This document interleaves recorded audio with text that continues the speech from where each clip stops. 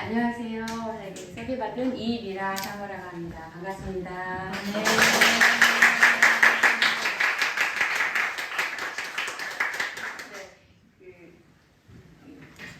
우리 목사님과 사모님께서 너무 이렇게 막 극찬을 해준 과분의 칭찬이 과분 말도 이제 막 헛나오고 저 떨리고 있어요. 어찌할 바를 모르겠습니다, 진짜. 네, 그런데 그냥 제가 구약 여러분들 그 동안에 다 공부하시면서 좀 이렇게 말씀도 들으셨고 큐티도 하시고 양육도 받으셨고 여러 그 동안의 세월 동안에 많은 시간 여러분들 성경을 다 들어보시고 공부해 오셨어요. 네, 그것들을 그냥 하나로 쭉 한번 이어가는 내가 그동안에 알고 있었던 성경들이 이런 이야기를 하고 있구나 라고 전체 흘러가는 거 그런 거 한번 그냥 아줌마 톡으로 이렇게 한번 해볼게요. 괜찮으시죠? 네.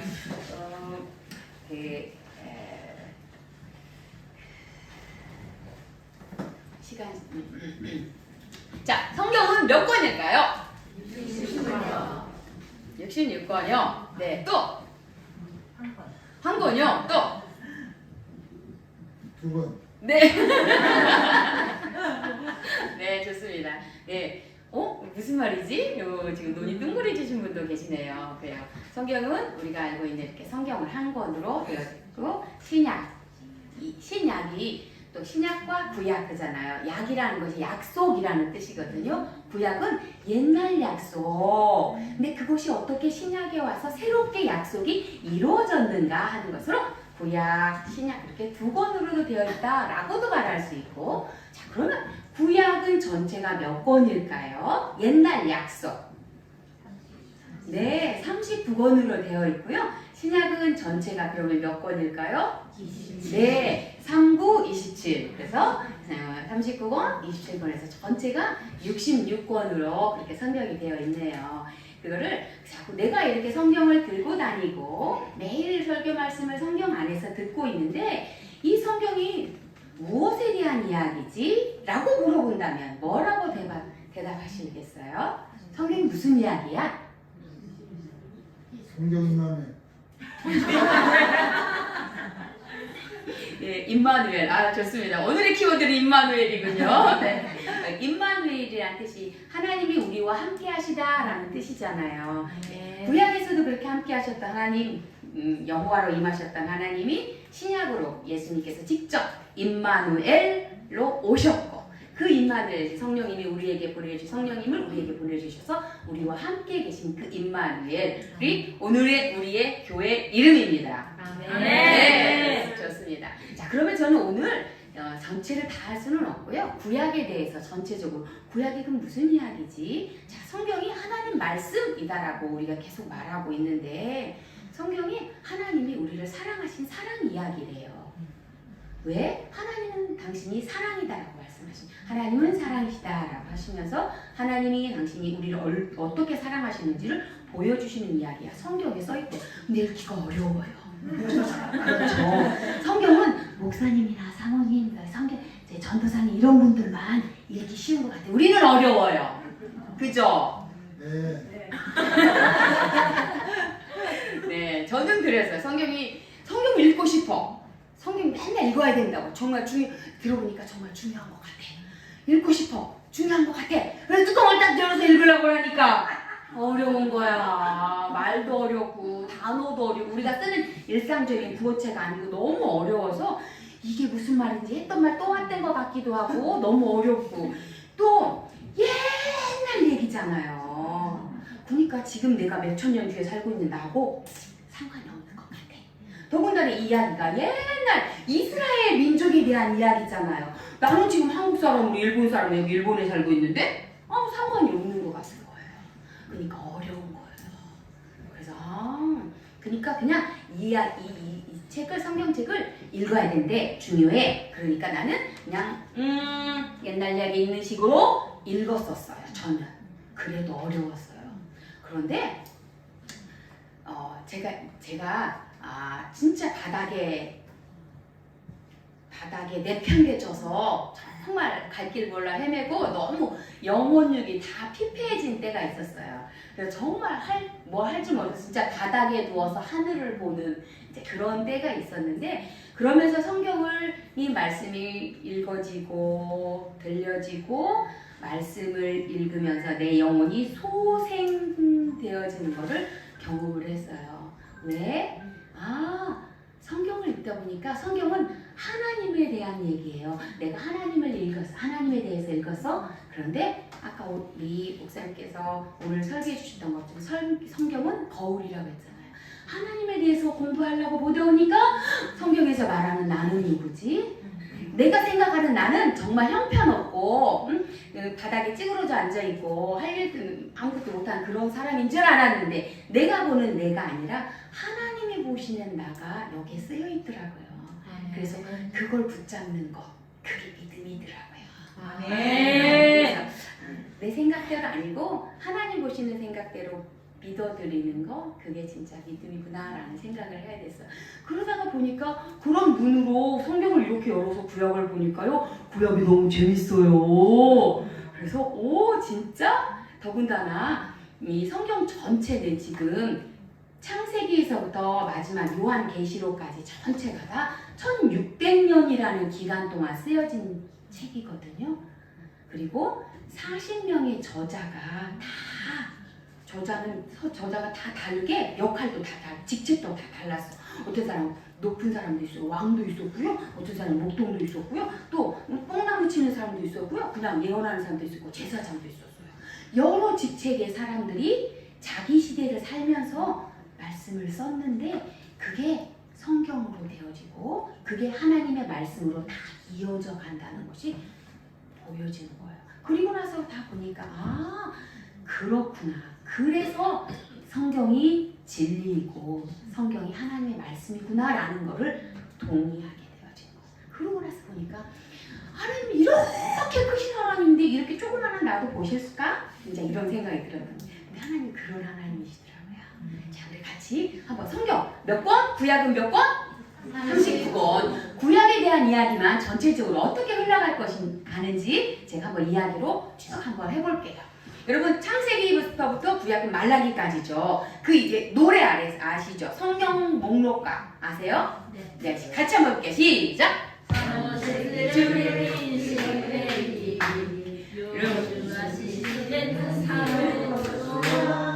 사사기는 기사무엘상하, 열왕기상하, 영대상하, 에스라 느헤미야 에스더.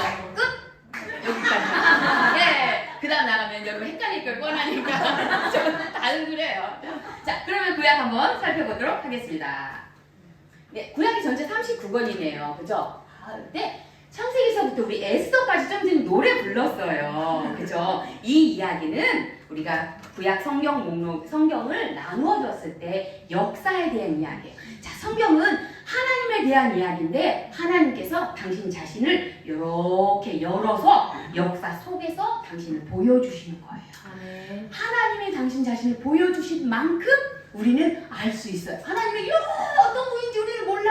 근데 그 하나님이 역사를 통해서 당신 자신을 이렇게 보여주시는, 뚫고 들어오신 거예요. 그 하나님께서. 그래서 역사서를 창세기에서부터 에스더까지를 역사의 내용이에요. 이스라엘이라고 하는 하나의 민족을 선택해서 그 민족의 역사를 통해서 하나님이 당신 자신이 누군지를 이렇게 보여주시는 거예요. 그게 바로 역사서입니다. 그 다음 이야기는 욥기부터 아가서까지 있는데, 이거는 시가서라고 말을 해요. 시의 형식, 희곡의 형식으로 되어 있어서 역사서가 되어져 있어요. 그 다음 보니까 이사야서부터 구약 마지막 말라기까지 있네요. 이 이야기는 우리가 예언서라고들 합니다. 예언서는 다른 말로 선지서라고도 말을 해요. 선지자가 하나님 말씀을 받아서 대신 해낸 사람을 예언서 이렇게 말을 합니다. 자, 그러면 역사라는 것이 히스토리잖아요. 하나님의 그 시간을 따라서 하나님이 어떻게 역사 속에서 당신을 보여주신가를 알 수 있는 책이 역사서예요. 그럼 역사서요. 역사의 흐름을 한번 보면 하나님이 어떤 분이신지, 하나님이 원하신 게 뭔지를 더 잘 알 수 있는 거예요. 그래서 역사서를 중심으로 흘러가면서 그때 발생되어지는 성경을 볼 수 있어요. 자, 그래서 역사서는 몇 권? 17권. 네, 17권. 시가서는 몇 권? 5권. 네, 예언서는? 17권. 네, 외우기 쉽죠? 17, 5, 17. 네, 이렇게 문학적으로 분류가 할 수가 있습니다. 자, 그러면 한번 볼게요. 자, 20회. 자, 세계 지도 보이시죠? 저는 이렇게 세계 지도를 보는 걸 참 좋아해요. 그냥 그래서 어느 나라 어디 있나, 내가 지금 어디 있지 이런 것도 보기도 하고요. 크신 하나님을 생각할 때 저는 세계 지도를 많이 생각을 해요. 지구본을 생각하고 지구를 전체에 아우르고 품고 계시는 하나님, 이렇게 크신 하나님을 많이 생각을 합니다. 근데 이 세계 지도를 가만히 이렇게 보니까 우리가 지금 어디 있냐면, 네, 아시아인데 안 불러지네요. 네, 여기가 한국 표시가 있고요. 자, 그 다음에는 그 옆에가 일본이 있겠네요. 그죠? 그리고 저희가 그동안에 섬겨왔고 또 얼마 전에도 다녀온 우즈베키스탄, 카자흐스탄도 제가 알려드릴게요. 자, 네, 여기가 카자흐스탄이고요. 그 다음에 요 밑에는 여기가 바로 우즈베키스탄이에요. 저희 우즈베키스탄 농아교회 저희가 얼마 전에 다녀왔습니다. 자, 그런데 성경에서는 어떤 이야기인가라고 하니까 이 부분에 대한 이야기예요. 세계 지도 중에서 성경에 나오는 무대는 바로 이 부분이다라고 좀 더 데리고 볼게요. 가까이 줌인 해서 보니까 이 근처인데 하고 보니까 자, 오늘날의 나라들은 어떤 나라들이 있냐면 요런 나라들이 있습니다.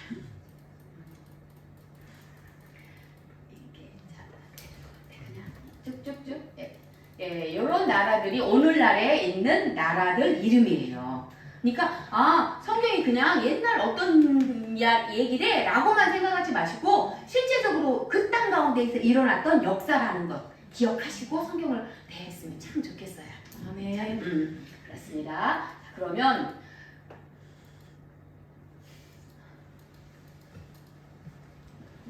창세기를 처음 딱 열었을 때에 보면은 1장부터 11장까지는 어떤 이야기들이 주로 많이 있냐면 성경을 딱 열어보니까 하나님이 창조주로서 하나님이 세상을 만드셨다라고 하는 이야기들이 자세히 쓰여 있어요. 세상 만물을 만들었고 사람도 만들었대요. 근데 사람은 특별하게 만들었대요. 어떻게? 하나님의 형상과 모양을 따라서 만들었다.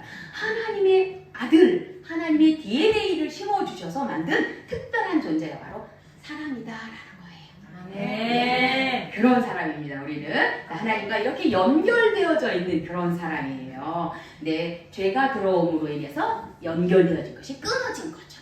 이 끊어진 걸 어떻게 연결해야 되지? 라고 해서 사람들은 이 연결하려고 노력을 하는 거예요. 내가 돈을 많이 하면은 연결할 수 있을까? 내가 아니면 착한 일을 많이 하면, 공덕을 많이 쌓으면 내가 이 끊어진 하나님과 끊어진 관계를 다시 이을 수 있을까?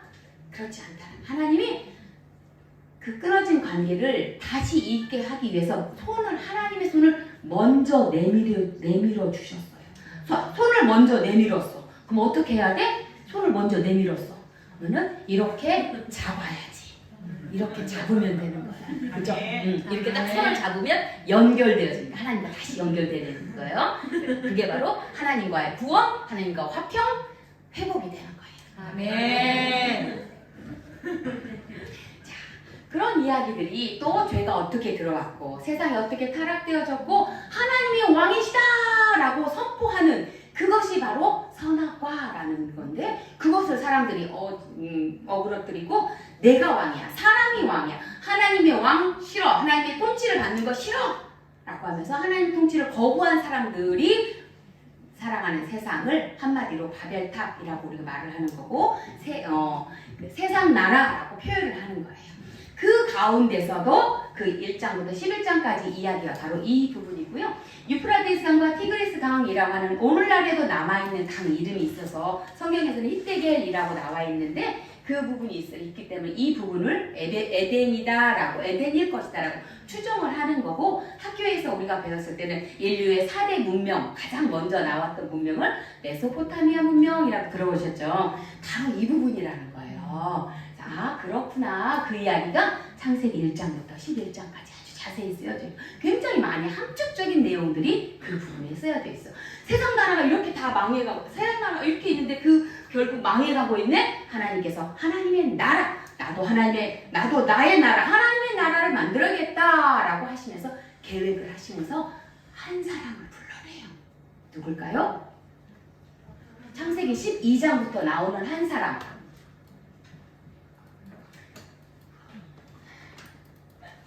제가 PPT가 여기가 바로 없어가지고 바벨론 제국을 치고 거기서 그냥 이렇게 쭉 넘겨주세요. 안 되겠네요. 네, 그냥 여기서 여기 우루라고 하는 갈대아 우루라는 말 들어보셨죠? 갈대아 지역이다라는 앞에 지역은 지역을 말하는 거고요. 갈대아 우루라는 곳에서 한 사람을 불러내십니다. 그러면서 약속을 주시는 거죠. 내가 너를 통해서 나라를 만들겠다 라고 하시면서 약속을 주시는 이야기가 창세기 12장 1절부터 3절까지 이야기예요. 이제 하나님이 나라를 만드신대요. 그러면서 하나님 이 아브라함이라고 하는 한 사람을 불러내서 그 다음에 그 가족이 전체 하란으로 가죠. 그 다음에 내려와서 지시할 땅으로, 내가 내게 지시할 땅으로 가게 하겠다라고 하시면서 그 땅도 주세요. 다른 말로 하면 약속의 땅 가나안이고요. 오늘날 지역의 팔레스타인 그 땅인 거예요. 거기에서 살아가는 이야기, 아브라함, 이삭, 야곱, 그 족장들이 살아가는 이야기들이 바로 창세기이면서 야곱의 아들 중에서 한 명, 누가 요셉이 들어갑니다. 어디로? 이집트로 들어가요. 우리가 성경에서 애굽이라고 되어 있잖아요. 그 이집트 땅에 들어가는 이야기가 창세기인 거예요. 아, 창세기를 그러면 크게 두 부분을 볼 수 있구나. 1장부터 11장까지는 전체 인류 일반 역사에 대한 이야기이고, 창세기 12장부터 50장까지는 이제 하나님의 나라를 만드는 이스라엘이라고 하는 나라가 시작되는구나 라는 것을 볼 수 있는 거예요. 그러면 창세기 이렇게 하면 끝난 거예요. 그렇게 하면서 창세기 끝났어요. 우리 이 창세기 족장 시대잖아요. 이 족장 시대에 동일한 족장 시대 때 쓰여진 책이 욥기라는 거예요. 아마 욥은 어쩌면 이 정도 근처에서 살았던 하나의 족장이다라고 생각하시면 돼요. 자, 창세기 다음에 무슨 책? 출애굽기. 출애굽기의 시작은 이집트에서부터 시작을 하는 거죠. 자, 하나님의 나라를 만드시겠다라고 했어요. 그러면 국민이 있어야 되잖아요. 그죠? 그러니까 이스라엘 백성들이 12명에서 70명의 사람들이 이집트에 들어가면서 끝났어요. 창세기가. 그리고 창세기에서 출애굽기 한 페이지 넘겼는데 바로 이제 출애굽기 시작인데 400년이 지나간 거예요. 그러면서 백성들이 이렇게 숫자가 불어났어. 국민이 된 거예요. 하나님 나라 국민. 그런데 그 국민이 노예 상태야. 이런. 안 되겠죠. 그래서 그 국민들을 이제 나와야 되겠죠. 그래서 모세가 나타나는 거잖아요. 출애굽기 모세 이야기 아시죠? 자, 그러면 출애굽기 시작은 이집트에서부터 시작하는구나. 장소적으로 보면. 자, 출애굽기의 마지막 장소는 어디일까요? 가나안이라고 생각을 하는데 가나안에 아직 안 들어가요. 출애굽기 40장 마지막에 보면 그게 바로 시내산이에요. 오, 시내산에서 끝나는 거예요. 자, 눌러주시고 시내산 바로 이제 이 근처라고 우리가 전통적으로 생각을 할게요. 자, 그래서 이걸 조금 더 자세히 보면 그 모세가 정치적으로 망명을 하게 되잖아요. 이렇게 도망가게 되잖아요. 눌러주시면 됩니다. 네. 네, 그 부분만 좀 더 자세히 보겠습니다. 네, 그래서 약간 이집트가 있고요. 이집트에서 오케이. 입애굽하면서 창세기 끝났고 출애굽해서 시내산으로 1번 먼저 모세가 도망을 나옵니다. 사람을 죽여가지고 도망갈 수밖에 없잖아요. 정치적으로. 그래서 시내산에서 양을 치다가 이곳에서 하나님을 만나는 경험을 합니다. 굉장히 중요한 경험이에요. 경험이에요. 하나님을 만나면서 하나님 이름을 물어보시잖아요. 그죠? 거기에서 하나님께서 이름을 알려주셔요. 내가 그전에는 멀리만 있던 하나님이었었는데 그게 아니고 이제는 내가 너희와 함께 할게. 너희 역사 속으로 들어가서 너희 공동체와 언약을 맺으면서 나는 너희 하나님이 되고 너희는 내 백성이 된다라는 그런 약속을 하게 됩니다. 그러면서 이름을 받게 돼요. 그 다음에 두 번째 그 백성들을 데리러 모세가 이집트에 들어갑니다. 그리고 10가지 재앙, 여러분 잘 아시죠? 10가지 재앙을 통해서 백성들을 데리고 다시 시내산으로 옵니다. 여기까지가 출애굽 이야기예요. 아, 그러면 시내산이 장소적으로 여기인데 뭐 했는가 하고 보니까 그곳에서 있었던 중요한 언약을 맺어요. 하나님과 이 백성들과 언약을 내가 이렇게 법을 주고 너희들 이렇게 살아야 돼. 그러면 너희는 내 백성이고 나는 너희 하나님의 특별한 관계야 라고 하는 언약을 맺는 거예요. 그게 시내산 언약인 거예요. 언약을 맺어요. 또 하나 법을 줍니다. 십계명, 여러분 잘 아시는 십계명을 여기서 주시는 거죠. 그래서 이렇게 하나님 나라의 백성 이렇게 살아야 돼. 내가 좋아하는 이런 거야. 내가 싫어하는 건 이런 거야 라고 하나님의 당신 자신을 보여주시는 거예요. 알려주시는 거예요. 그리고 또 하나 중요한 거는 성막을 만들라고 하세요. 성막은, 그죠? 성막은 그 텐트처럼 되어져 이동식 텐트인데 하나님의 집이잖아요. 이제는 내가 멀리 있는 여기만이 아니고 내가 너희 가운데 같이 너희들 가나안을 갈 때까지 같이 이렇게 가겠다라고 하는 걸 약속으로 주시는 것이 바로 성막이라는 거예요. 그럼 중요한 걸 지금 시내산에서 주셨네요. 그죠? 출애굽할 때 그래서 언약, 법, 성막 이 부분만 따로 모아놓은 책이 레위기입니다. 네, 짜고 했습니다. 네, 레위는 나는 아들 이름이잖아요. 그 아들 그 레위한테 맡겨주는 거. 너의 사명은 이거 열심히 공부해서 백성들을 가르쳐주는 거야. 라고 하는 말씀을 따라주시게 레위기입니다. 좋습니다. 자, 그 다음에 창세기, 출애굽기, 레위기 다음에 무슨 책? 민수기. 자, 민수기는 어디서부터 그럼 시작할까요? 이때 클릭이 나와야죠. 그렇죠. 시내산에서 시작을 합니다. 아, 시내산에서 백성들을 민수라는 것이 백성 민자에 셀 숫자는 백성의 숫자를 카운트하는 거야. 지금 몇 명인지. 무슨 말이냐면 싸우러 갈 군사로 쓸 수 있는 사람들 남자들 수만 세는 거예요. 그때는 이렇게 중요한 여자들을 세우지 않았다라는 거.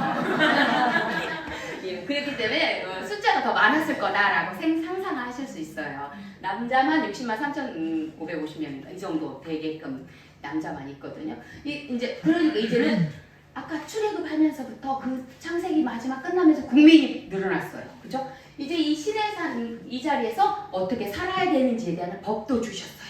자, 이제는 무엇이 필요하냐 하면 하나님 나라가 되려면 뭐가 필요하다? 땅이 필요한 거잖아요. 땅 찾으러 가야 되잖아요. 그죠? 그래서 이제 민수기 시작하면서 백성 숫자를 세서 이 백성들을 데리고 하나님이 주신 약속으로 주신 땅을 찾으러 가는 이야기가 민수기인 거예요. 자, 그러면 민수기는 시내산에서 시작해서 어디서 끝날까요? 한번 볼게요. 자, 시내산에서부터 시작해서 저기 가데스 바네아 있죠? 거기까지 갔어요. 백성들과 함께 있지. 근데 가데스 바네아 가보니까 가데스 바네아에서 우리가 가야 될 땅이 바로 여기니까 코앞에 온 거예요.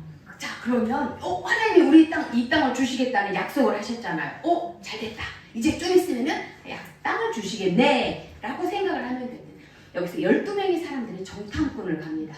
아시죠? 12명 정탐꾼 이야기가 바로 그 가데스 바네아라는 그 바람 광야에서 일어난 사건인 거예요. 그렇게 하면서 결국적으로는 어떻게 됐는지 아시죠? 12명의 사람들이 갔는데 2명만 빼고 사람들이 하나님의 약속을 잊지 못하고 하나님 나라에 대한 기대가 없이 살다 보니 하나님께서 주신 그 말씀이 광야에서 38년을 더 살게 됩니다. 그래서 그 땅 가운데서 38년을 더 살아요. 그리고 죽어요. 사람들은 광야 1세대로 처음 250만 명의 사람들이 출애굽해서 시내산에서 그러한 커다란 경험도 거치고 이적과 이런 여러 가지 그런 것들을 보았던 사람들이 가데스 바네아에서 죽게 됩니다. 딱 2명만 빼고 여호수아와 갈렙이라는 거 빼고. 그러니까 죽게 되고 그리고 나서 광야 2세대들이 이제 그때 20살 이상만 카운트 했는데 20살 이상이 안 됐던 그 어린애들이 컸어요. 38년 지나면서 그게 2세대잖아요. 그 2세대들이 큰 다음에 이제 그들과 함께 다시 일어나서 가게 됩니다. 갑니다. 가서 어디까지 가냐면 저기 모압 평지까지 가는데요. 가다가 보면 눌러주시면요. 예, 쭉 가서 가데스바네 38년 있다가 쭉 나와서 모압 평지까지 갈 거예요. 근데 그 근처에 있는 다른 동네들이 있어요. 헤스인들, 에돔, 모압, 암몬, 아모리라고 하는 다른 종족들이 있어요. 이 위치에 이미 에돔, 모압, 암몬, 아모리가 여기 이미 진을 치고 살고 있었던 거예요. 그러니까 그럼 이 땅을 어떻게 돌아가야지? 하나님이 이 땅을 가서 싸워라 라고 하지 않고 돌아가라고 하세요. 그래서 피해서 이렇게 가서 아모리하고 먼저 싸우는 거예요. 아모리는 형제 나라가 아니니까. 그래서 아모리와 싸우면서 이곳에서 아모리를 죽이고 이기고 이스라엘 백성들이 땅을 차지합니다. 그래서 모세가 땅을 차지하게 돼요. 그래서 여기에서 모세가 아직 요단강 건너가기 전에 이 모압 평지에서 모세가 광야 2세대들에게 설교를 합니다. 자, 이 땅 지나가면 요단강 지나가면 하나님이 약속해 주셨던 그 땅에 너희들 들어갈 텐데 모세는 못 들어가잖아요. 그러면서 약속의 말씀 앞으로 어떻게 살아야 돼? 그 땅에 들어가면 어떤데? 라고 하는 그런 모든 정보들에 대해서 이야기를 해주는 이야기. 자, 그래서 민수기는 시내산에서 시작해서 모압 평지에서 끝나요. 그러면서 이 모압 평지에서 모세가 앉아서 광야 2세대 중에 했던 그 말씀이 뭐냐면 신명기입니다. 그래서 이 모압 평지 민수기에서 발생된 성경 목록이 신명기다라는 거예요. 되셨죠? 자, 그러면 근데 그 땅을 이제 건너가서 따라할 땐 가나안 땅이잖아요. 근데 이 가나안 땅은 비어 있는가? 안 비어 있어요. 이미 사람들이 살고 있어요. 더군다나 가나안 7족속이라고 하는 굉장히 힘도 세고 무기도 있고 철기 문화가 있었던 그 민족들이 땅을 이미 차지하고 살고 있었어요. 더군다나 이 땅 가운데는 이런 신들이 이미 이런 신들을 섬기면서 살고 있었던 거야. 우상이 많았던 땅이었다라는 거죠. 그러니 이제는 하나님의 왕되심을 선포하러 이스라엘 민족이 들어가는 거잖아요. 이스라엘 민족은 가나안 땅에 들여보내시는데 이미 이들이 더 잘 살고 있어. 이스라엘 사람들보다 더 예쁘고 문화도 더 잘 되고 힘도 세고 나라도 돈도 많고 경제 군사력도 더 센 나라들 민족들이 이미 살고 있었던. 보면은 우리가 다 질 것 같은데 사람들 눈으로 봐서는 질 것 같지만 하나님이 함께 해주셨기 때문에 이스라엘 사람들이 가서 그 땅을 전쟁을 해서 다 이기게 되는 거거든요. 그래서 그 땅을 차지하게 되는 것을 여호수아 이야기인 거예요. 자, 그러면 하나님께서 분명히 이 땅 가운데 너희들 들어가서 약속의 땅으로 주신 그 땅 가운데 가서는 절대 너희들 섞이지 말아라. 하나님께서 그 땅과 그 땅에 이미 섬기고 있는 우상들과 섞이면 안 된다 라고 말을 했던 거지. 하나님의 왕되심을 계속적으로 선포하면서 살아야 돼. 하나님의 왕이시다.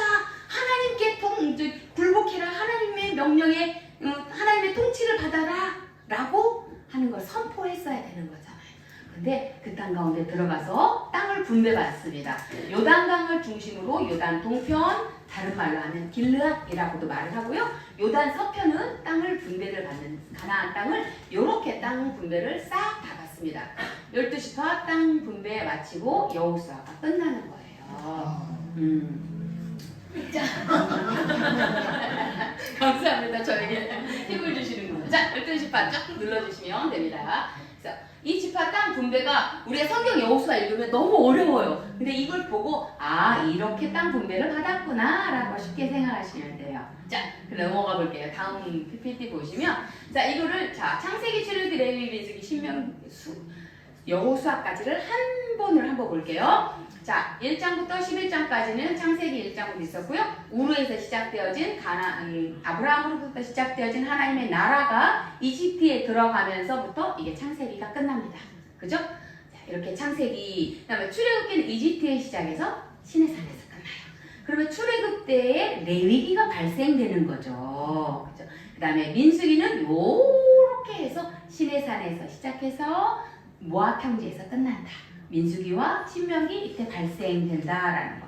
그리고 그 땅을 건너가서 유단강 건너서 가나안에 들어가서 싸운 이야기가 여호수아다.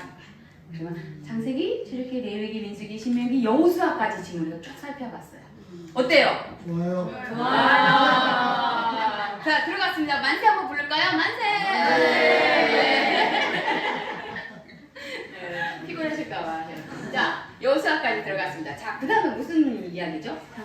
예, 바로 나왔네요. 사사시인 거예요. 자, 그 땅에 들어갔어요, 이제. 자, 이렇게 한 분으로 한 번 부를 수 있어요. 자, 그 땅 가운데서 여호수아가 죽었어요. 그리고는 그 다음 리더가 없었어요. 각 지파별로 흩어져서 살고 있는데 원래 그 땅에 살고 있던 원주민들이 있었을 거 아니에요. 여호수아 때는 쫓겨났잖아. 근데 이 사람들이 가만히 보니까 여호수아가 이제 없거든. 그 다음 리더가 없으니까 이제 슬금슬금 들어오는 거예요. 또 여기 살고 있는 이스라엘 백성들이 하나님이 눈에 안 보이네. 여호수아도 없네. 그러면서 원래 있었던 민족과 섞이고 우상 숭배하는 사람들이 되어진 거예요. 그러니까 여러 다른 민족들이 쳐들어오게 되는 거예요. 전쟁을 하고 이스라엘 민족 백성들이 살려주세요, 하나님 살려주세요. 그러면 하나님께서 한 사람을 그때 딱 일시적으로 사용하십니다. 그게 바로 사사예요. 사사를 들어서 그 땅 가운데서 전쟁도 이기게 하고 그 백성들을 재판도 하게끔 하는 그 사사기. 이런 백성들의 사이클이 12번이 반복되어진 이야기가 바로 사사기다라는 거예요.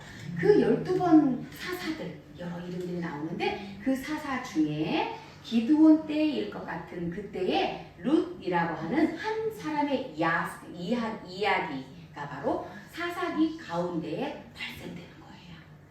분명히 룻기 1장부터 처음 열어보면 기드온 시절이라고 나오거든요. 그래서 이 사사기가 흘러갈 때에 룻기가 발생되는구나 라고 우리가 알 수 있습니다. 룻기에서 가장 중요한 부분은 연결고리거든요. 가장 중요한 거는 마지막 부분. 룻기 4장의 마지막에 나오는 족보 부분이 가장 중요해요. 거기서 어떤 한 사람을 찾아내요. 우리에게도 왕이 있었으면 좋겠어요. 백성들이 그러잖아요. 계속 우리에게도 왕을 주세요, 왕을 주세요. 해서 사무엘이 이제 기름 부어서 1대 왕이 나옵니다. 자, 1대 왕 누구였죠?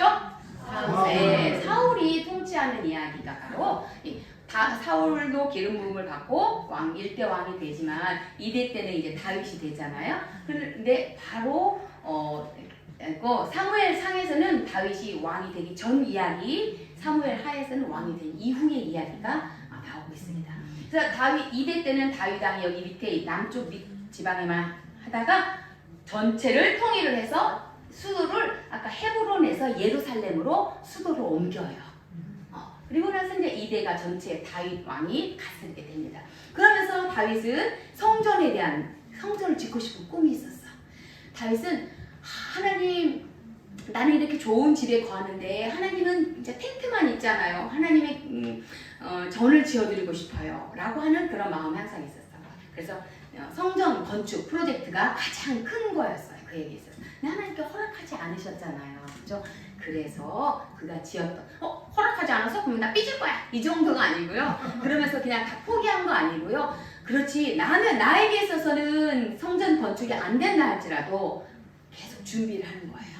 성전 건축에 지을 필요한 물건들, 나무, 돌, 금 이런 거 다 준비했던 거를 우리가 볼 수 있어요. 역대기에서도 보면. 그러면서 예배 때에 쓰여질 찬양, 가사 그런 것들도 써놔요. 찬송가도 써놓고 가사, 그게 다 시편인 거예요. 자, 계단 하나 올라가서 하나님께 드려지는 찬송가, 그게 시편에 다 쓰여져 있는 거거든요. 시편이 이렇게 150편이 다 다른 사람들에 의해서 물론 다 쓰여지지만 73편 간절히 73편 정도가 다윗이 썼기 때문에 다윗이 그냥 대표적으로 썼다 하면서 하나님께 드려지는 기도, 하나님은 이런 분이세요 라고 하면서 올려드리고, 하나님 이렇게 해주세요 라고 하는 탄원서, 하나님 정말 이렇게 하는 사람을 나빠요 막 이런 거, 그런 것까지 다 하나님께 토로하는 그게 바로 시편 기도입니다.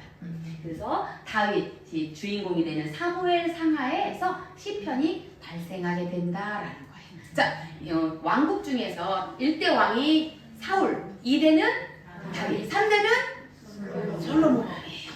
드디어 솔로몬 왕 때부터 열왕기가 시작됩니다. 근데 문제는 여기에요. 사무엘 상하까지는 어느 정도 알겠어요. 재밌었어요. 근데 이 열왕기에 와서는 너무 어려운 거예요. 역사가 너무 복잡하고 막 너무 방대하고 해가지고 나중에 나라가 나눠져가지고 이게 지금 북 이야기야, 남 이야기야. 잘 모르겠는 거야. 왜? 왕들 이름이 똑같은 사람도 있어. 그러니까 이 사람이 남쪽 왕인지 북쪽 왕인지 잘 모르겠어. 아무튼 너무 어려웠어요. 그죠? 예, 읽어보신 분들은 공감하시면서 웃어주셔서 감사합니다. 저도 그랬어요. 그래서 너무 어려웠는데 공부를 하면서 굉장히 도움을 많이 받았어요. 그래가지고 좋았고요. 3대 이제 열왕기는 솔로몬 때부터 시작을 한다. 솔로몬 이야기가 열왕기상에 반절정지 나오고요. 그 다음에 솔로몬 왕이 썼던 잠언, 전도서, 아가서 이런 시가서들이 이때 발생한다라고 저희가 이렇게 표현을 하는 거고요. 그 다음에 솔로몬 다음에 왕이 누구죠? 잘 몰라. 왜냐면 나라가 나눠졌으니까. 예, 통일왕국이 아니고 분열왕국이니까 잘 모르는 거예요. 그리고 나라가 쫙 남북으로 대한민국처럼 남과 북으로 딱 나눠진 거예요. 그리고 북쪽은 솔로몬의 아들이 아니고 솔로몬의 신하인 여로보암이 10지파를 이쪽에 왕이 되는 거예요. 그리고 수도가 세겜이라는 곳이 되는 거고요. 남쪽은 솔로몬의 아들 르호보암이 이제는 왕이 되는 거예요. 그러면서 베냐민 지파 두 지파밖에 없어요. 그러니까 남유다는 이제 콩알만해요. 이런 나라가 된 거예요. 근데 예루살렘은 남쪽 유다에 속해 있었다라고 하는 걸 기억하시면 좋을 것 같고요. 이렇게 남북으로 나누어졌어. 그러면서 자기들 역사가 이제 흘러가는 거겠죠. 왕들의 역사가. 남유다는 다윗의 혈통인 거예요. 다윗의 왕조, 다윗의 아들로 다윗 왕조 하나로만 계속 이어져 갑니다. 근데 북이스라엘에는 왕조가 9 왕조가 바뀌어져요. 자, 왕조가 바뀌어진다라는 말이 무슨 말이냐? 지금까지 제가 일본 역사는 잘 몰라가지고 죄송합니다. 고려 시대가 있었어. 근데 고려에서 이시조선으로 바뀌어졌어. 이렇게 바뀌어지는 거예요. 완전히 그 아들들이 아닌 쿠데타를 일으키는 거예요. 역성혁명을 일으키고 다시 왕이 되어주고. 그래서 어떤 왕은 일주일밖에 왕을 못하는 사람도 있었어. 그렇게 왕조가 계속 바뀌어지는 거예요. 9 왕조 동안 20명의 왕들이 북이스라엘 역사를 쫙 이어져 가고 있어요. 근데 가만히 보니까 이들의 역사의 성격은 어떤가라고 보니 하나님도 섬기고 우상도 섬기는 혼합주의. 그럼 하나님이 좋아하실까요? 하나님이 원하시는 나라는 아니시죠. 하나님이 주인이신 나라, 하나님이 왕이신 나라, 하나님이 왕권을 선포해나는 나라, 그런 나라를 만들고 싶으셨는데 그렇죠? 그렇게 되지 못했다라는 거. 그럼 남쪽은 어떤가? 남유다는 솔로몬의 다윗, 솔로몬, 르호보암 다윗 왕조로 흘러가는 하나의 왕조로 흘러가고 있거든요. 시간적으로. 그러면 그들도 잘 섬겼나? 가끔가다는 섬긴 잘 섬긴 사람이 있어요. 다윗은 그렇지 못한 거예요. 남부로 흘러가면서 역사가 흘러가면서 여전히 하나님이 왕인 거를 하나님을 섬겼다가 그 다음에 하나님을 뒷방 할아버지처럼 놔두었다가 다시 자기들이 왕이고 다른 우상을 섬기고 이런 경우들이 반복되어져 있었다라는 거. 그게 이제 열왕기의 이야기입니다. 자, 그러면 이럴 때 하나님께서 그냥 가만히 계실까요? 아니요. 하나님께서 가만히 계시고 있지 않아요. 하나님께서 말씀을 하시는 거예요. 여러분, 우리 엄마들은 잘 알아요. 자기 자녀들이 잘할 때는 별 얘기 없다가 조금 말을 안 들어. 사춘기 때가 되어지고 말을 안 들으면 뭐가 늘어나죠? 잔소리. 말을 많이 해줘야 되잖아요. 그렇게 안 돼. 이건 이렇게 해야 되잖아. 이게 있지 말이 이래야 되지 않겠니? 이런 얘기들 막 많이 하잖아요. 하나님께서 알려주고 싶은 거예요. 하나님이 당신의 뜻을 말해주고 싶은 거예요. 그렇게 하나님의 말을 넣어주고 하나님의 마음을 대신 말해준 사람이 누구라고요? 선지자. 그때의 선지자들이 나오기 시작합니다. 12권의 선지서가 나오는 누구였냐면 이런 사람입니다. 아까 선지서는 17권이라고 했잖아요. 그죠? 그런데 이 열왕기 때에 12권의 선지서가 이때 발생하게 되는 거예요. 그러면서 하나님이 왕이시다. 하나님께 돌아와야 돼. 너희들 그렇게 하면 망해. 라고 말하는 사람들이 선지서였다는 거예요. 선지자를 계속 그 말을 하는 거예요. 그러니까 호세아 같은 경우도 하나님이 얼마나 우리 민족을 사랑하시는지 알아? 그러면서 그 호세아 자기 삶을 통해서 말씀하시는 하나님을 또 말하기도 하고요. 이사야 선지자도 그렇고 하나님에 대해서 쭉 하나님의 마음을 알려주시는 분들이 바로 이 선지자였다는 거예요. 그래서 여러분들이 선지서를 읽으실 때에 이분들 선지서 읽으실 때 자, 존경을 해주시고요. 어렵지만 왜 이렇게 선지자가 이때 많이 나타났지? 나라가 엉망이었구나. 하나님이 뭔가 하실 말씀이 있었구나. 하나님이 안타까워서 막 말씀하고 있구나 라는 거를 선지서들을 읽으면서 여러분이 조금 느끼셨으면 좋겠어요. 아멘. 그럼 그치. 하나님께서 뭘 원하시지? 하나님의 왕되심을 선포해내는 그 하나님의 나라가 돼야 되는데 지금 엉망이 되어오고 있죠. 하나님이 당신의 나라를 지금 만들어 가서 이렇게 잘 알아갔는데 모델이 되라고 진짜 다른 나라들이 있어서 다 바라볼 수 있는 그런 모델이 되라라고 하나님의 나라를 만들어 놓았는데 그러지 못하고 엉망이 되어버린 그런 나라가 되어져 있을 때 우리는 하나님 마음을 같이 느낄 수 있어야 돼요. 그냥 아이고 누구들 진짜 이렇게 모든 어디 쓰겠냐 이렇게 말도 징그럽게 안 듣네 이렇게만 할 것이 아니라 하나님 마음을 알아가는 것.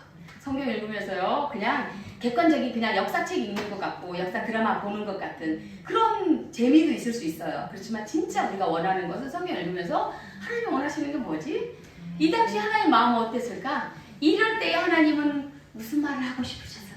이런 거를 느끼고 알아가는 것. 그게 우리가 성경 읽는 목적 아니겠어요? 아멘. 열왕기가 이렇게까지 끝납니다. 자, 그럴 때에 또 망하는 이야기, 나라가 잡을 때 어떻게 망하냐면 결국에 가서는 지금 남북이 나라로 두 개로 나눠져 있잖아요. 근데 북이스라엘은 저 위에 있는 아수르라고 하는 엄청난 제국이었고요. 힘도 세고 무서운 굉장히 무서운 민족이었다라고 역사적으로 나오더라고요. 이 아수르에 의해서 이 북이스라엘은 BC 722년에 한 번에 빵 망해버리는 거예요. 나라가 망해. 그래서 열왕기하 17장이 이스라엘 멸망장이에요. 그거 읽으면 나라가 이렇게 망했구나. 근데 끝! 한 번에 북이스라엘은 멸망했습니다. 자, 이제는 어디만 남았어요? 남유다만 남았어요. 이 콩을 많은 남유다만 남았어요. 그럼 남유다는 어떻게 되는가? 약 시간이 130년 정도 조금 더 가다가 아수르 뒤에서 나타난 바벨론이라고 하는 커다란 제국이 있어요. 이 제국이 아수르도 먹고요. 그 다음에 다 먹어서 결국엔 남유다도 멸망하게 됩니다. 자, 그런데 멸망할 때 북이스라엘은 한 번에 망했다고 했잖아요. 근데 남유다는 한 번에 망한 게 아니에요. 전쟁을 하고 또 전쟁에서 포로로 잡아가고 또 전쟁에서 또 다른 조그마한 도시들 또 포로로 잡아가고 또 쭈그러들고 나라가 점점 이렇게 쭈그러드는 그런 과정을 겪어요. 그런 이야기가 열왕기에 쓰여 있어서 우리는 이런 거를 역사적인 사실을 모르고 성경 읽으면 못 알아들었어요. 저도 그래서 무슨 말인지 못 알아들었어요. 일단 이렇게 스토리를 다 알고 성경을 읽으시면 이 말이 그런 말이구나. 이 짧은 표현에 이게 그 말이었구나라고 여러분 탁 알을 수 있다라는 뜻이에요. 그래서 전체 이야기를 지금 해드리는 거예요. 자, 나라가 망해갈 때에 이렇게 있었어요. 예레미야 선지자도 있었고요. 다니엘, 에스겔 여러분 다 들어보신 이름이죠. 이 선지자들이 다 남유다에서 사셨던 분들이세요. 그런데 나라가 바벨론이 포로로 와서 제일 먼저 포로로 잡아간 사람이 다니엘이에요. 다니엘 들어보셨죠? 많이 있잖아요. 사자 분리하기도 있고 뭐 뜻을 정하여서 금식하면서 이렇게 여러 이야기. 다니엘을 포로로 잡아갔어요. 그 다음에 약 8년 9년 뒤에 에스겔을 또 잡아갔어요. 에스겔은 제사장이에요. 그리고 이쪽에서 잡혀가 있는 저쪽 가운데서도 백성들이 잡혀가 있는데 다니엘은 높은 고위공직에서 하나님의 왕되심을 선포해내고 하나님이 세계사를 주관하는 왕이다라고 하면서 그렇게 선포하는 사람 역할을 하는 게 다니엘이고요. 에스겔은 제사장으로서 백성들과 함께 지내면서 이제 성전이 무너졌어. 저기에 있는 우리 예루살렘에 있는 하나님의 집, 하나님의 통치 좌소인 그 예루살렘 성전이 무너졌어. 무너짐으로 끝나는가? 아니다. 무너짐으로 끝나지 않고 성전은 재건된다 라고 하면서 보여주시는 그런 환상을 통해서 말씀하시는 하나님의 왕되심을 선포해내는 그런 선지 역할을 하시는 두 분이 저쪽에 포로로 잡혀가서 있는 거예요. 자, 그러면 이 포로고 여기 나라가 쭉 가고 있는 이쪽에서는 누가 있어요? 예레미야가 있는 거예요. 그러면 나라가 남유다가 망해갈 때에는 세계 역사와 연결되어 있구나. 그러면서 백성들이 지금 두 개로 나눠져 있네 라고 알 수 있는 거겠죠. 그죠? 자, 그러면 우리 이렇게 부를 거예요. 무대 A에는 예루살렘에서 라고 무대 A라고 말을 하고 여기에도 무대 A 예루살렘에도 하나님의 백성들이 있고 하나님의 선지자가 있고 하나님이 그들에게 말씀하시는구나 라는 걸 알 수 있어. 자, 그럼 포로로 잡혀가 있는 저쪽 어디? 무대 B. 무대 B에도 선지자가 있고 백성들이 있고 하나님이 말씀하시는 거. 그렇다면 여러분 이런 거 재밌지 않아요? 생각을 해보셨어요? 그렇다면 우리는 성경을 평면으로만 읽었기 때문에 종이로 평면으로만 읽어서 하나도 이런 개념이 없었는데 조금 생각을 해보면 무대 A와 무대 B가 동시에 이렇게 지금 있구나라는 걸 진리적으로 우리가 3D처럼 이렇게 생각을 할 수 있어요. 그렇다면 무대 A에서 말씀하시는 하나님, 무대 B에서 말씀하시는 하나님 같을까요? 다를까요? 같아요. 왜냐하면 이스라엘 사람들은 당신은 우리 이스라엘 민족은 하나님이 우리 민족을 선택하셨어. 우리 민족이 하나님. 그래서 이 땅에만 있는 줄 알았어. 우리 민족만 사랑하시고 우리만에게만 있는 줄. 근데 포로로 잡혀가 있는 무대 B에 가서도 하나님이 역시 거기에 임하시고 거기에서 말씀하시고 동일하게 말씀하시는 거야. 우리 오늘날 인터넷에 있는 것이 아니잖아요. 무대 B에서 하나님이 예언자를 통해서 다니엘과 에스겔을 통해서 말씀하시는 하나님과 무대 A에서 예레미야를 통해서 하시는 말씀하시는 것이 동일하다는 거예요. 그게 바로 하나님의 진짜 왕이시다라는 걸 보여준다라는 거죠. 아멘이십니까? 아멘이에요. 이스라엘 맨 옛날 역사만의 하나님이 아니라 오늘날 우리에게 있어서 나에게까지도 말씀하시는 하나님이 동일한 하나님이시다. 아멘. 그래서 진짜로 예레미야 예언대로 시간이 흘렀어요. 얼마? 70년이 흐르자. 자, 70년. 예레미야는 쭉 이집트까지 포로로 잡혀가요. 그리고 나 죽어요. 무대 A 예루살렘 나라가 완전히 망해요. 성전이 다 무너져요. 그리고 나서도 예레미야가 이집트까지 잡혀가서 거기서도 백성들이 어떻게 하나님을 거부하고 살아가는지 다 눈으로 보면서 울면서 쓴 책이 예레미야 애간 거예요. 예레미야 선지자. 그리고는 다니엘, 에스겔 그 다음에 이제 시간이 또 흘렀습니다. 흘렀어요. 그리고는 70년이 지나자 진짜 예레미야가 계속 예언을 했거든요. 너희는 지금 포로로 잡혀가는 것 하나님의 뜻이야. 이대로 끝나는 거 아니야. 70년 지나면 다시 이 땅 가운데 하나님이 다시 부르실 거야 라고 예언을 했는데 진짜로 70년이 지나자 페르시아 왕 고레스가 되어지면서 첫 번째로 칙령을 내려서 보냅니다. 그래서 그거를 포로 귀환이라고 말을 해요. 그래서 1차 포로 귀환을 하게 돼요. 누가 리더였냐면 스룹바벨과 예수아가 리더가 되어져서 무대 A로 돌아오게 됩니다.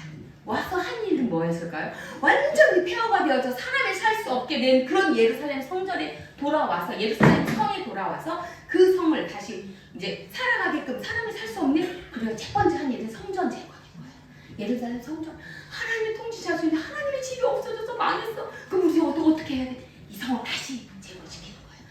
성전을 재건하자 으쌰으쌰 하다가 사마리아 사람 그 땅에 살고 있었던 사마리아 사람들이 방해해요. 행정적으로 방해하고 고소하고 막 이렇게 방해를 해서 이 성전 짓는 것이 중단하게 돼요. 건물을 짓다가 일시중지 되어져 있으면 아주 폐허가 되잖아요. 그렇게 시간이 지나고 약 15년 정도 지난 다음에 학개와 스가랴라는 선지자들이 일어나서 하나님의 집인데 하나님의 집이 이렇게 다 낡아지고 이렇게 다 쓸모없게 되어가고 다 황폐해 가는데 너희 집만 지금 자꾸 잘 짓고 있냐? 뭐라고 하는 거예요. 그래서 다시 한번 으쌰으쌰 독려해서 이 집을 성전을 다시 재건하게 됩니다. 그래서 4년 만에 성전이 완공하게 돼요. BC 516년에 성전이 완공되어진 다음에 저 뒤에 저쪽에서 무대 B에서 일어나는 사건이 바로 에스더 사건인 거예요. 자, 에스더 죽으면 죽으리다 들어보셨죠? 그 사건이 바로 페르시아의 왕비니까 이쪽에서 일어난 사건인 거예요. 그러면서 하나님 백성들을 죽이려고 하는 그 모함에서도 하나님이 어떻게 당신의 백성들을 건사하고 돌보고 계시는지 반전의 하나님이신지를 알려주는 것이 에스더서였잖아요. 그리고 나서 또 시간이 흘렀어요. 자, 그 다음에 누가 또 있냐면 에스라가 있어요. 들어보셨죠? 에스라는 굉장히 중요하신 어르신입니다. 에스라 불러주세요. 네, 에스라 두 번째 이제 아닥사스다 왕이 됐을 때 에스라에게 칙령을 내려줘서 돌아가도 좋다라고 해서 돌아오게 됩니다. 이 백성들을 데리고 2차 귀환을 합니다. 그래서 에스라가 와서 돌아와서 한 일은 2차 포로 귀환단 그리고 1차 이미 돌아와서 살고 있는 사람들 있잖아요. 이 사람들한테 가만히 보니까 에스라는 성경학자고 모세 율법에 능한 학자라 그렇게 말씀을 했거든요.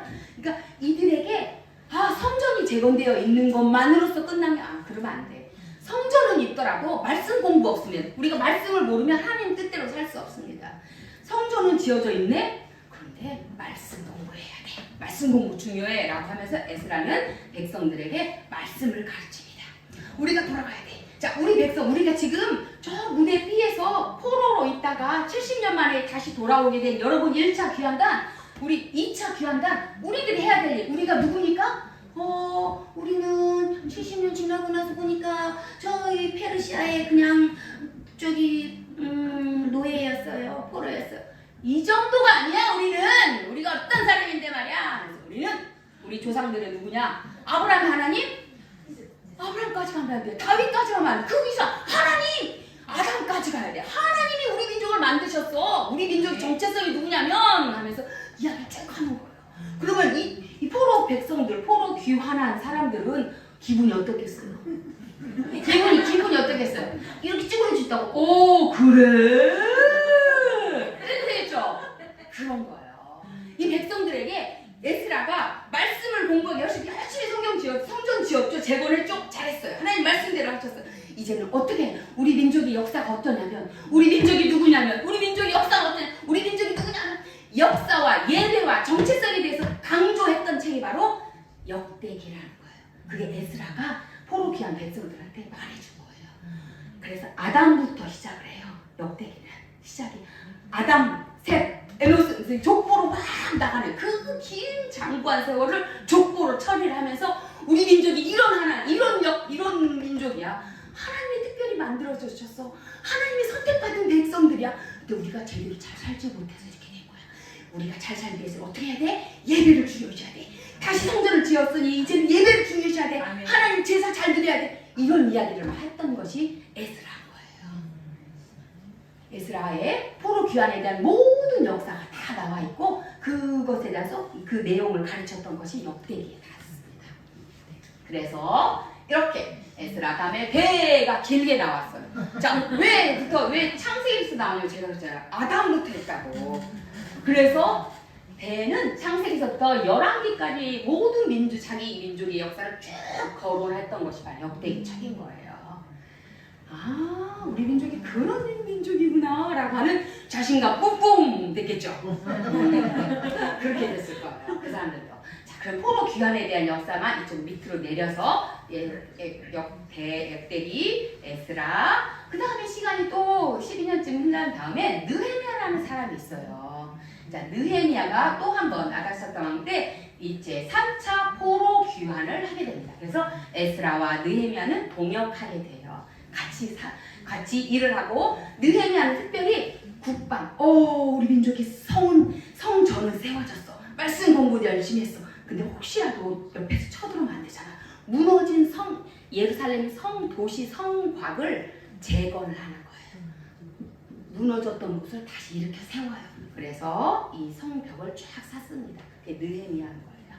그러다 보니 1, 2, 3차 포로 귀환에 대한 이야기가 쭉 전체가 쓰여져 있고요. 마지막 느헤미야와 또 마지막 선지자인 말라기도 이때에 활동하게 됩니다. 말라기 선지자도 역시 마찬가지인 거예요. 돌아와서 이스라엘 백성들이 이제 돌아와서 살고 보니 우리는 포로 귀환만 하면 이 사람들 생각했던 거예요. 포로 귀환단들 생각이 우리는 여기에서 살다가 하나님 말씀대로 됐으니까 말씀대로 포로 귀환해가지고 넉 달에 걸쳐서 걸어왔어요, 여러분. 저 무대 B에서 무대 A까지 1500km 정도 되는 엄청난 거리를 짐 싸들고 걸어왔다고요. 그러니 쉬웠겠어요? 아니잖아요. 그렇게 왔으면 여기서는 잘 하나님을 섬기면서 살았어야지 되는데 그러지 못하고 성경을 읽으면 읽을수록요. 사람들 얼마나 이 반복하면서 살아가는지 제발 좀 잘 좀 하나님 말씀 잘 듣고 제대로 말씀에 순종하고 살았어야 되는데 그러지 못하고 다시 오늘 좀 괜찮은 것 같다가 또 다시 찌그러들고 하나님 말씀 거부하고 거역하고 그러기를 반복해서 살아가는 그러면서도 하나님은 여전히 우리를 사람을 버리지 않으시더라고요. 어느 땐가는 그걸 이렇게 알아차릴 때는 하나님이 너무너무 사람을 이렇게 짝사랑하는 느낌. 우리는 진짜 하나님 몰라서 거부해버리고 하나님을 아버지라고도 부르지도 않는 우리들까지도 그런 때조차도 하나님 우리를 여전히 사랑하고 계시면서 짝사랑 난 너무 사랑해 막 이러고 있는 것이 막 보이는 거예요. 그래서 하나님 정말 죄송합니다. 하나님 제대로 못 알아들이고 하나님을 제대로 잘 하나님 대우하지 못해드려서 정말 죄송합니다. 그런 회개가 저절로 나더라고요. 하나님께서 이렇게 이스라엘 역사를 통해서 당신 자신을 계시해 주시면서 이를 말씀해 오고 있었던 거예요. 그러면서 하나님의 나라는 하나님께서 창세기서부터 시작하셨던 그 하나님의 나라, 아브라함이라고 하는 그 한 사람을 통해서 만들어 오기 시작하셨던 그 하나님의 나라는 시간이 흘러가면서 하나님의 나라가 만들어져서 이스라엘이라는 나라를 만들어졌어. 근데 하나님 말씀대로 살지 못해서 망했어요? 그럼 끝인가? 하나님이 만드셨는데 끝이 아니다라고 말씀하시는 거죠. 그러면서 포로로 잡혀갔다가 다시 돌아오게끔 하는 그 모든 역사. 그러면 하나님의 나라가 이스라엘로서만 끝나는가? 하나님의 나라가 저 구약으로서만 끝나는가?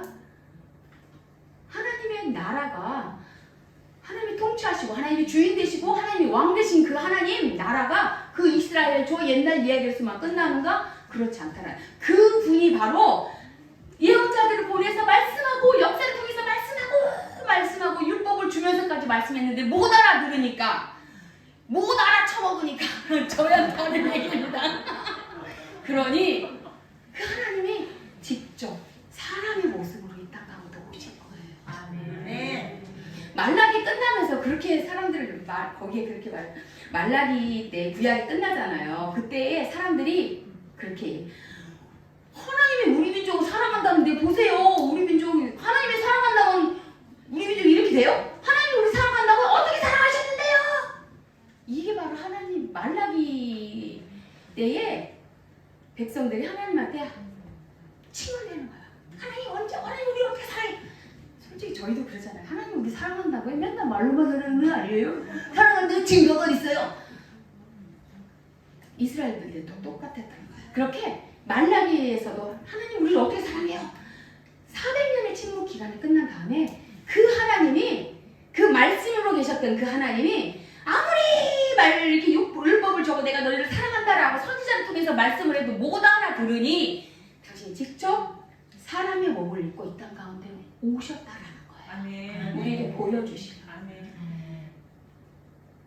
그분의 사셨던 이야기가 복음서에서 이어지고 또 그러면서 우리가 얼마큼 어둠에 있을 때 우리에게 빛으로 오셨고 우리가 흑암물에 있을 때 하나님께서 우리를 어떻게 인도해 가셨고 하는 그 이야기를 복음서에서 직접적으로 말씀을 해주시잖아요. 그리고 제자들에게 이어지고 성령님을 보내주시면서 그 제자들에게 이어졌던 그들의 활동이 하나님의 나라의 확장이 오늘날 우리에게까지도 몇천 년이 지나고 시간과 공간이 지난 우리에게까지도 복음이 들려졌고 내 손에 성경이 들려졌고 하나님의 사랑 이야기가 들려져서 그 하나님의 사랑 이야기 옛날 이야기로만 아니라 이제 오늘 나에게 주시는 그 말씀으로 읽을 수 있다라고 하는 것이 이게 바로 은혜라는 거죠. 아멘. 이게 전체의 성경 이야기인 거고요. 저는 퍼즐 만드는 걸 되게 좋아해요. 그래서 이렇게 특히 이제 특히 애들 가운데 아이들이 이렇게 큰 퍼즐들 있잖아요. 그래서 퍼즐들 이 하나가 무슨 퍼즐인지 못 알겠어요. 이 퍼즐이 뭘까? 이 퍼즐 이것만 봐도 예쁘긴 한데 이게 뭐지? 라고 했어요. 퍼즐 하나 맞춰서 딱 쳤을 때의 그런 느낌 있잖아요. 와우! 이런 거였어? 라고 하는 그런 퍼즐 맞춰질 때의 기쁨.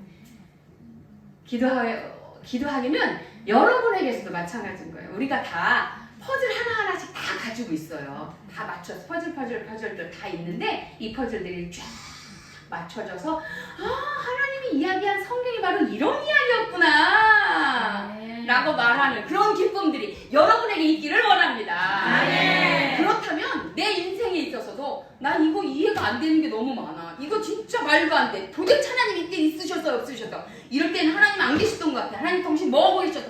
이해가 안 되는 이런 그림들이 있다. 내 인생에서도 그렇지만 진짜 하나 그랬을 때 전체 인생의 퍼즐이 맞춰지는 퍼즐 맞추시는 분 주인이 누구시라고요? 하나님이십니다. 하나님의 왕이시다. 하나님 주인이시다.를 선포하는 것이 바로 성경인 거예요.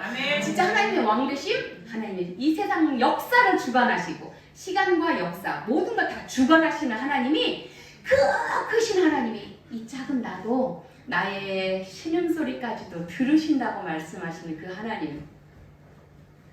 그 하나님이 사랑이시고요. 우리를 사랑하신대요. 그 크신 하나님을 찬양합니다. 이제 잠깐 기도하고 마치겠습니다. 하나님 아버지, 짧은 시간 이 커다란 하나님이 우리에게 주셨던 이 성경, 우리 손에 들려진 이 성경에 대한 이야기를 정말 간단하게 살펴보았습니다. 주님, 우리의 눈이 열어져서 성경을 더 알아갈 수 있도록 도와주시옵소서. 우리가 진리를 추구하는 그 입맛이 더 다져져서 진리를 알고 싶고 진리를 추구하는 그 열정이 밑에서부터 더 솟아오를 수 있도록 주여 은혜를 부어 주시옵소서.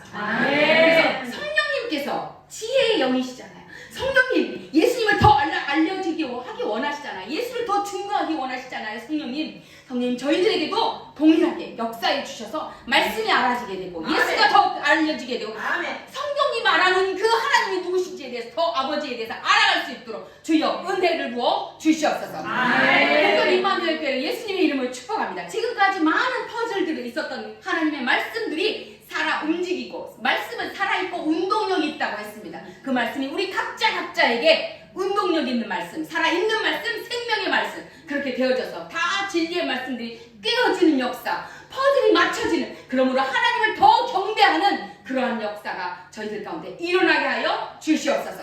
일하신 성령님을 기대하며 예수님의 이름으로 기도했습니다. 아멘.